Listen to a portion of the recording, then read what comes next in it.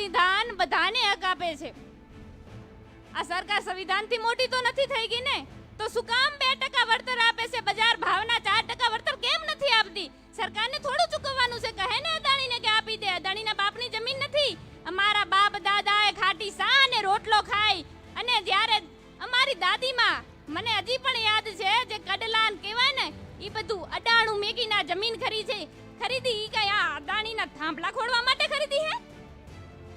એના માટે ખરીદી હે? એમ કહે છે કે થોડી ઘણી વળતર આપી, ખેડૂતને લાલચ આપી અને આપણે આપણું કામ કરી નાખશું. શું તમને લાગે છે કે આ રાષ્ટ્ર હિત માટે કામ કરી રહ્યા છે, જેના પોતાના જ રાષ્ટ્રના ખેડૂતો આમ કે પાયમાલ થઈ જાય? હવે ખેતી જ ના રહે તો ખેડૂત ક્યાંથી વિકાસ કરવાનો? મારી વૃદ્ધિ થાય એટલે બસ ખેડૂતનો વિકાસ થાય કે ના થાય મારે કાંઈ નહીં. બસ આવું જ કંઈક અદાણી કરી રહ્યા છે. પહેલા અંગ્રેજોમાં એવી કંઈક કૂટનીતિ હતી કે ભાગલા પાડો અને રાજ કરો. એવા જ અત્યારે અદાણીમાં મને એવું દેખાઈ રહ્યું છે. ઈ તો પ્રદેશના હતા, કદાચ કરે તો આપણને એટલું દુઃખ ના થાય. આપણે આ એને ઘણા આગળ લીધા, એને એટલે જ આપણા ઉપર આટલો અત્યાચાર કરી રહ્યા છે. ભાગલા પાડો, થાંભલા ખોડો અને રાજ કરો. અત્યારે એવી જ કંઈક પરિસ્થિતિ દેખાઈ રહી છે. શું તમને નથી લાગતું કે આ સાવ અન્યાય અને અત્યાચારના રસ્તે અદાણી જઈ રહી છે?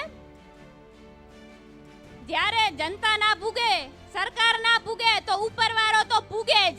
સિકંદર આખા દેશને ચલાવતો હતો, એને કોઈની બીક નથી. એને એમ કે હું એટલે બસ હું જ, બીજું કોઈ જ આ સર્વે જગતમાં નથી.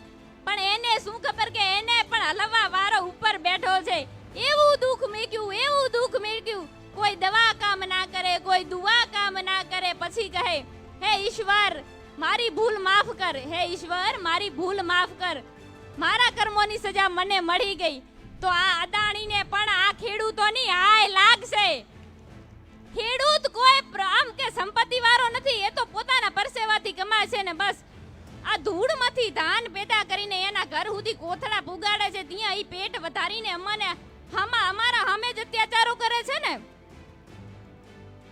સિર્ફ હંગામા ખડા કરના મેરા મકસદ નહીં, कि सिर्फ ये हंगामा खड़ा करना मेरा मकसद नहीं, सारी कोशिश है कि ये सारी कोशिश है कि ये सूरतें बदलनी चाहिए. मेरे सीने में नहीं तो तेरे सीने में सही, मेरे सीने में नहीं तो तेरे सीने में सही, हो कहीं भी आग लेकिन ये न्याय की आग जलनी चाहिए जनाब, जलनी चाहिए.